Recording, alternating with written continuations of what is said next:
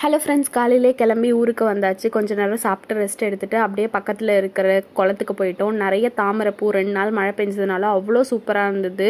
ஃப்ரெஷ்ஷாக அப்படியே ஸ்ட்ரெயிட்டாக கழனிக்கும் போயிட்டோம். கழனியில் நிறைய புளிச்சக்கீரை, கத்திரிக்காய், அப்புறம் பச்சை மிளகாலாம் காய்ச்சிருக்குன்னு சொன்னாங்க.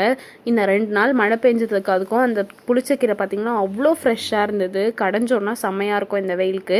இந்த மிளகா வந்து கொஞ்சம் ஸ்பைசினஸ் கம்மியாக இருக்கும், ஸோ அதிகமாக சேர்த்துக்கணும்.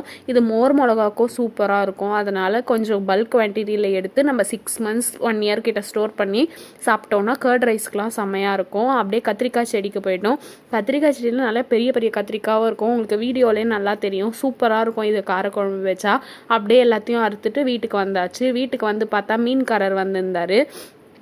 இதில் வந்து ஜிலேபி மீன், விரால் மீன் 2 எடுத்துகிட்டு வந்திருந்தாங்க. ஏரியில் பிடிச்சாங்கன்னு சொல்லிட்டு அவரே க்ளீன் பண்ணி எடை போட்டு கொடுத்துட்டாங்க.